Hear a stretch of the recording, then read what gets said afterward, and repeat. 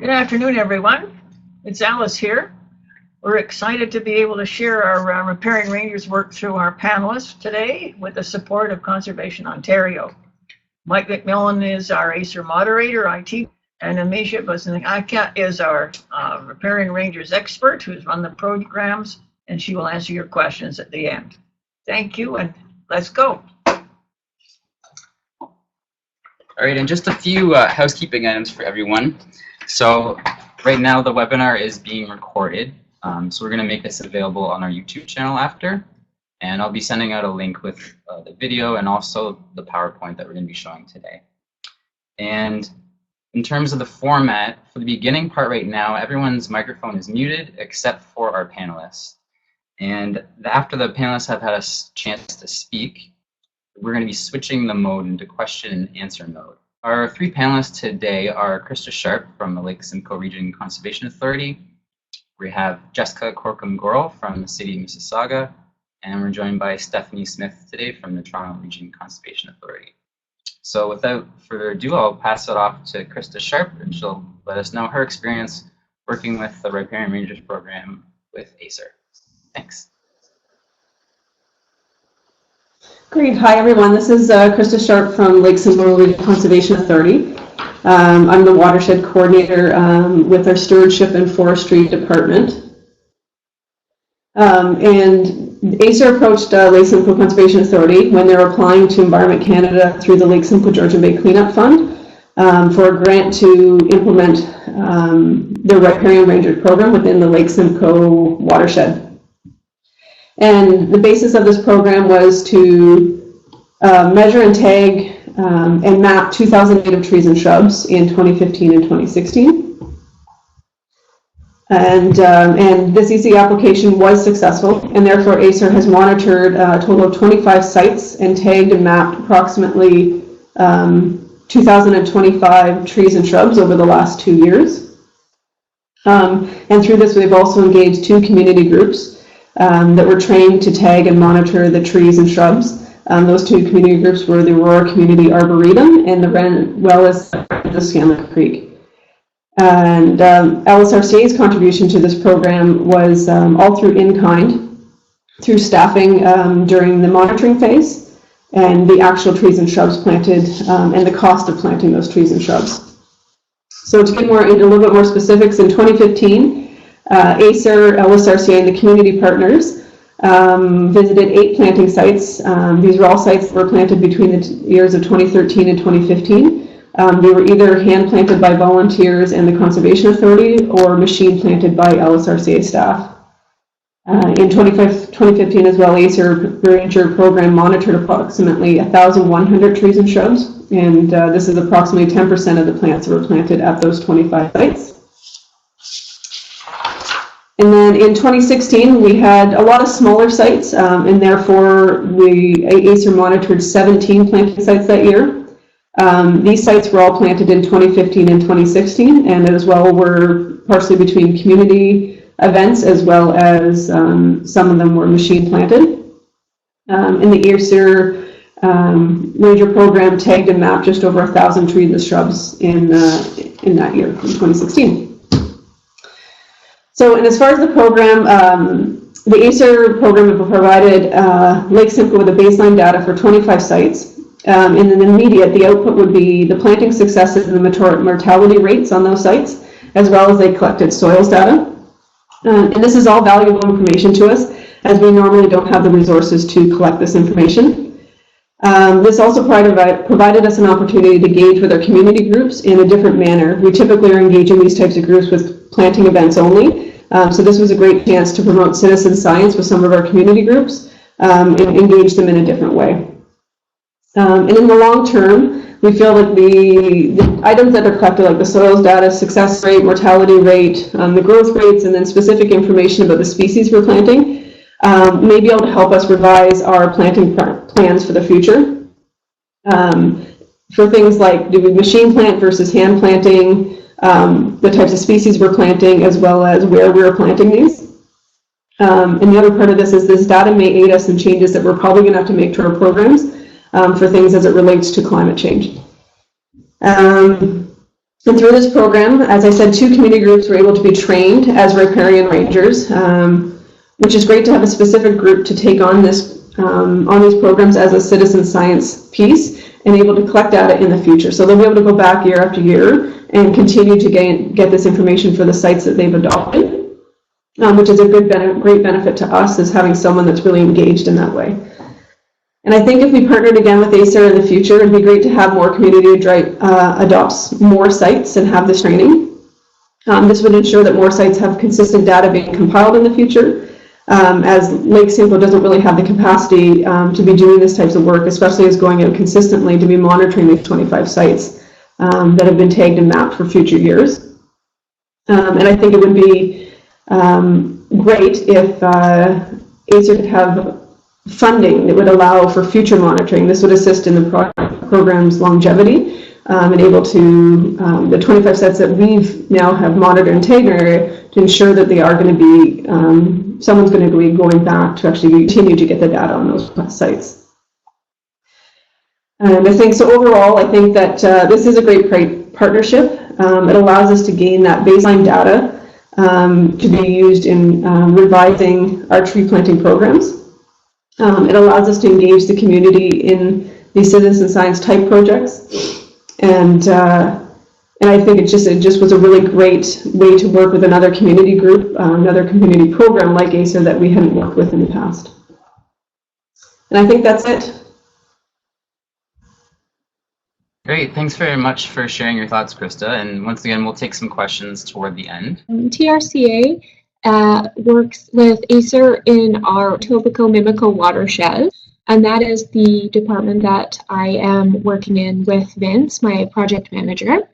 So we worked with ACER to set up our young tree maintenance and monitoring program, and with them we were able to set up some protocols so we could get baseline measurements for our plantings as well that we did in the Brampton, Mississauga area. So we could make sure we knew which species we were going to plant, which would have the greatest success rate. So we worked with ACER so we could set up our form and to make sure that the data that we were collecting was actually going to be able to inform our program and planting selection in the future. So in this particular site, it's at Wildwood Park, as well as others, which you will see in the next screen. And we've planted over 1,000 trees and shrubs with this program in this area, and we've tagged and measured around 10% of them. So ACER was able to help us as well get a group together and help troubleshoot through all of the issues that would have arisen in the program had we been working alone, and they were able to help us figure out the best ways to move forward. So we use the program that we've set up with ACER mostly to do our maintenance measurements. So when we come back to any of the sites that we've done with the riparian rangers and with our own young tree monitoring, we make sure that maintenance, like garbage cleanup, structure, completion is a big part of it as well, which helps us show our community groups that we're coming back and we really are taking a lot of attention to their sites. So we just run the program on community planted sites, so sites that our community has planted. And we've expanded the program across every planting or most plantings that we do with our community in Etobicoke-Mimico, and we've covered a great area here, and we're getting very interesting feedback. So we go back every year and we re-monitor what we've monitored in the past, as well as any new sites. And in 2015, we visited 41 sites with this program that we've developed with ACER. People, our community participants at the plantings, they really love this. We try and integrate part of this program with our community-based plantings at the time, so we can get our baseline measurements right when they're going in the ground. And so the next year we'll have a good idea of what happened while the plants were at the site. So with ACER, we've been able to make sure that we haven't missed any of the important details, and we've been able to really expand the program to help round out what we do at our community planting. So with ACER, we've also developed our native tree and shrub guide. So this is more of an identification piece that we give to our community groups to try and demonstrate the different characteristics of young trees and shrubs, because they do exhibit such different characteristics than mature trees and shrubs. And this guide also helps us run our program and get that community engagement through the education of their natural environment and their local neighborhood.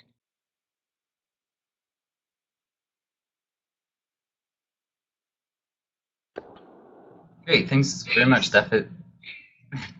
And so I think we've got things sorted out now with Jessica, so I'm just gonna give Jessica the microphone here. Just a few technical difficulties. Just a few, Hi everyone, it's Jessica Corcombe-Gorel. I work with the City of Mississauga in Parks and Forestry. And I guess for those of you who don't know ACER very well, they're also located in Mississauga. So we're very fortunate that we have a local nonprofit right here in Mississauga with expertise in tree monitoring and environmental education. So that's been a great benefit to us. And we've had a great experience working with their staff. I think in 2014, we started partnering with ACER, and I'll talk a bit about that and what our experience has been and some of our successes and some of our challenges. To start off, we partnered on a grant application for the Riparian Rangers program. And we worked together on 3 different sites. So the one you see on the slideshow there is one park, Iceland. It's near the Iceland Arena. And then we did another site called White Willow Park, and then another one at Birchwood Park. And as a municipality, we have a pretty small staff that delivers our tree planting and naturalization program. And we deliver a lot of tree planting events every year. And it's always a bit of a struggle for us to follow up with the monitoring of those trees to determine their success. And we always revisit our sites, and we do site inspections and do a little analysis on, is there browse, is there vandalism, how are things surviving? But no hardcore data to show what species are doing well and exactly how much they're growing.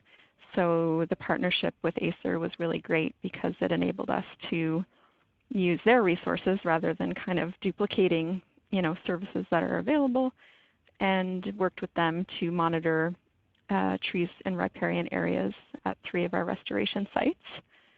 And again, as a municipal government and forestry staff being quite small, it seems like every year there's a different issue where staff need to be pulled to different projects. So whether it be emerald ash borer or ice storm, or this year we experienced pretty severe drought. So a lot of our temporary staff and summer staff were used to follow up just to keep our trees watered. So again, monitoring, it seems to be always one of those things that is left to the end and set to the side to deal with more kind of pressing, urgent things.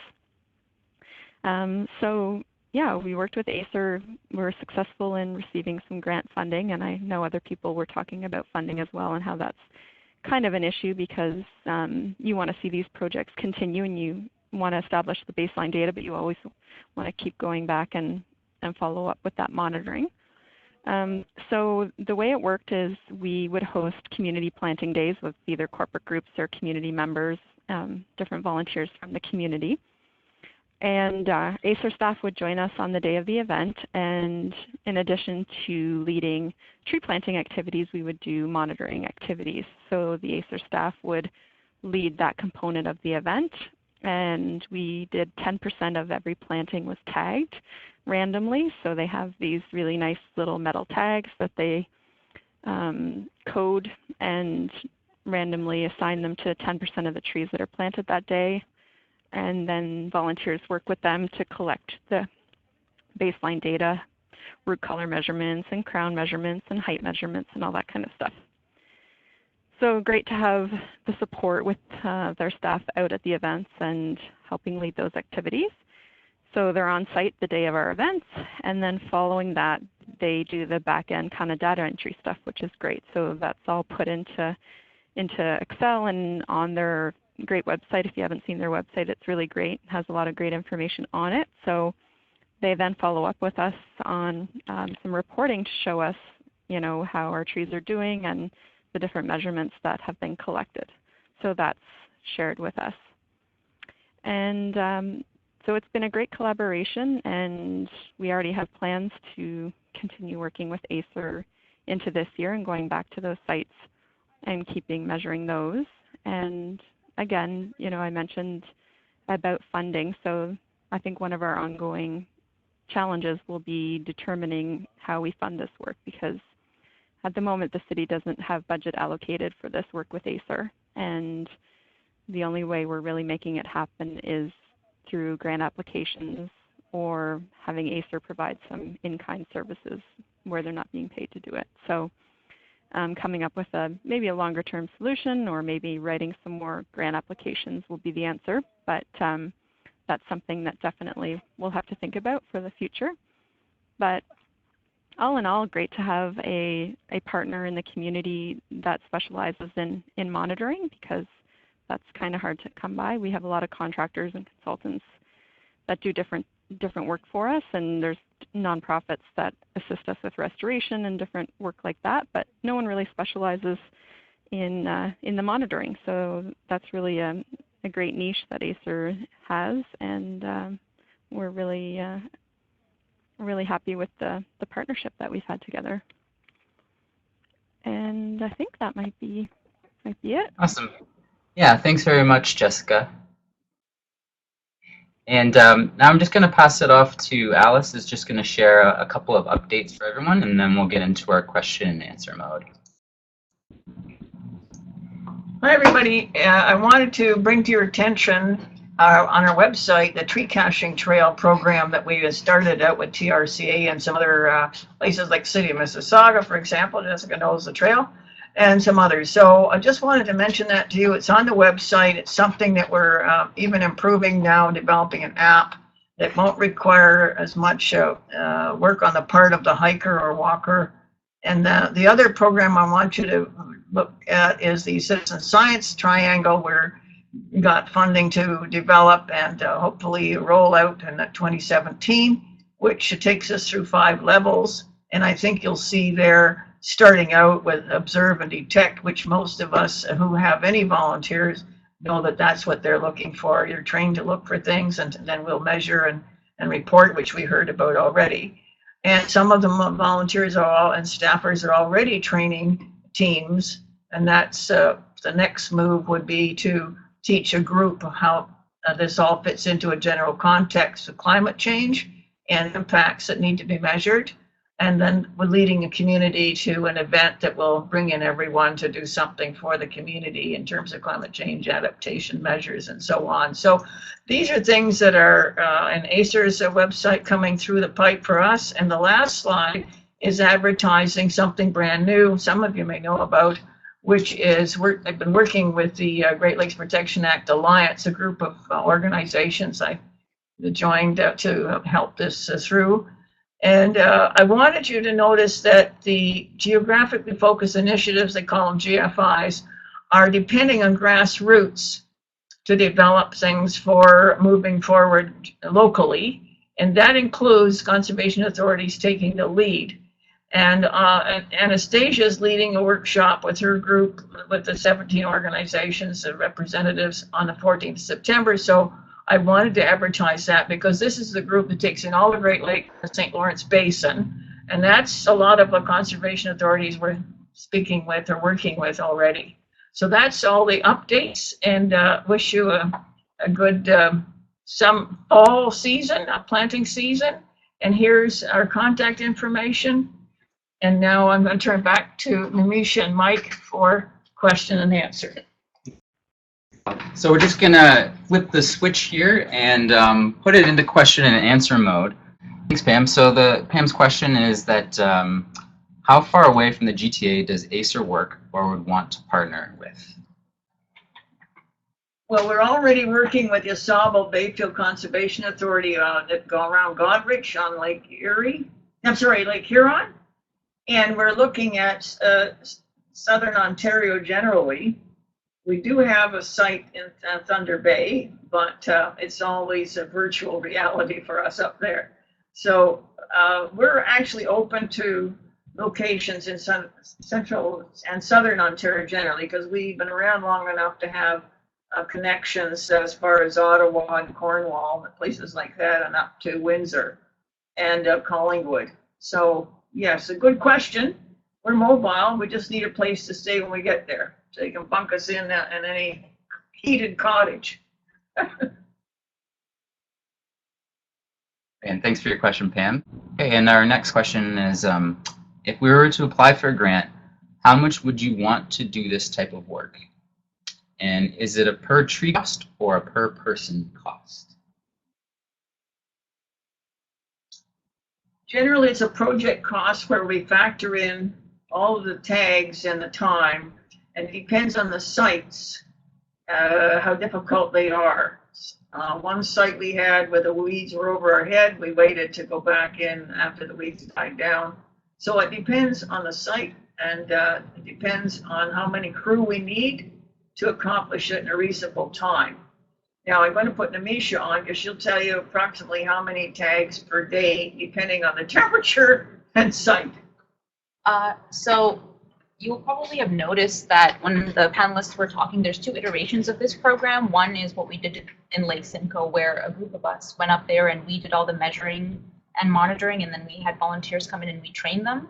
Whereas with the City of Mississauga and TRCA, we work with the people that work there as well as volunteers for planting and measuring, whereas Lake Simcoe, we only did measuring. When we're doing measuring with Lake Simcoe, we're measuring hundreds and hundreds of trees, so we can do about 100 per hour because we're trained to do it. It's a little bit slower once you involve volunteers. So the ones where we plant and measure, the planting is a little bit smaller usually, so we'll do 100 to 200 trees we'll plant, and then we'll measure 10% of that. Whereas in the Lake Simcoe project, we went up there and we'd measure about a couple hundred trees per day. And we have another question in from Loveline, which is, how long do you monitor the trees for? It depends on the contract. So for Lake Simcoe, the contract was to set baseline measurements, and there, with the option being available that we could go in later on and do measurements again in later years. I know that TRCA goes in every single year and remeasures, and that would be the ideal solution. And then we sell them tags every time they measure, when they plant, and they tag new trees every year as well as going back and remeasuring things that they've already planted. So we sell the tags. Yeah, that's something to mention too. We actually have a machine in our office where we can make the tags, the custom coded tags ourselves. You can do that on a very fast turnaround as well. So that's the nice part. As it continues on, we're always here to support and make and sell new tags, which are fairly inexpensive, but they're sold at a per tag cost. And we have a new question now from Pam.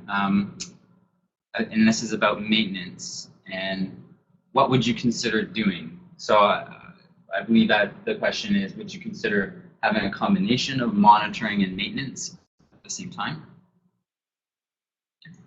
And I know perhaps that could be, Steph may be able to take that, because I believe that's something that TRCA has been doing actually, that when they go out to, they're not just doing the monitoring, but they combine it with the maintenance program. Steph, you available to answer that question? Yes. Okay. So for maintenance, we do we make sure that anything that wasn't planted properly gets replanted. We make sure if the mulch mat needs replaced, or the mulch pile needs refreshing, we'll do that. We'll put on or take off rodent guards as needed. And we'll also work on, if we have any sort of fencing, we take off any vine plants that pulls that fencing down. If we have bird or bee habitats, repair those as needed. Any graffiti on signs, we'd go through and clean up. And then with sites that are overgrown with weeds, depending on the type of weeds and how much competition it's having with the plants that we're monitoring or the plants that we've planted, we'll come through and we'll trim with a trimmer through all the weeds and sort of free up, or even hand prune some to free up our plants to make sure that they have a greater chance of success. So there's definitely a combination. And then we'll check to see if there's been browse on the plant. If there's a lot of one type of browse, like deer browse, we'll make sure that we recommend fencing for that. So it's a very nice companion piece to the monitoring, because you're going in and you're already recording what sort of animals are browsing and any invasives. So it's a good way to dovetail those two programs. Great, thanks very much. Yeah. And our next question here is, does maintenance include replanting trees that have died? And if so, do we cover the cost, meaning the Conservation Authority? So if you want to replant, you would be covering the cost. You could replant. In terms of collecting data, we wouldn't include the replanting data. It would be separate from the original data. So if a tree that we've tagged and measured has died, we just record that as dying. We expect a certain mortality rate for trees, and we expect some of them to die. And if you wanted to replace the trees, you could. And some sites are asking to replant the whole site because it got wiped out by one reason or another, bulldozer or just insect infestation or something or other. So that's really to be decided by the Conservation Authority, and we can help with some expert advice if necessary, because we have a scientific advisory panel that includes foresters and nursery people. But it's really up to the Conservation Authority to decide about the replanting for the community or for anything that they've planted. We're really just trying to establish benchmark data for everybody and train staff and volunteers and provide tags, equip, support is really our goal, more than worrying about the replanting ourselves. Thanks. Good questions. Mm-hmm. If there are any schools in your area that frequent your Conservation Authority education programs, you might mention that they should look at the Planning for Change program, because we've got over 50, so around 50 schools in the GTA, the Golden Horseshoe, and we're always looking for more people to come forward from the school population. So we call the teacher actually, or someone in the school contacts us. But if they have an idea that you're supporting outdoor education through Conservation Authority, then they may want to look at what they can do in their schoolyard. Planning for Change is the name of that program. Thanks. So if anybody comes up with any more questions, we'll be on here for a little bit longer. And as Mike mentioned at the beginning, we will be posting the slideshow as well as the recorded session on YouTube. Yeah, and I'd like to thank as well Conservation Ontario and Joanne for helping to put on this webinar and for promoting it and letting everyone know, and for everyone's time in joining, and also for our panelists, Krista, Jessica, and Stephanie, for sharing your thoughts today as well. Thank you. You're here. And if you're not comfortable asking questions right now, or you think of something later, you can use our email address on the slide right now and contact us with any more questions that you have. And if that's it, I think we'll sign off, and if anybody has any questions later on, we'll be here for a little while longer. Yes. Yeah. Have a good day, everyone. Yes.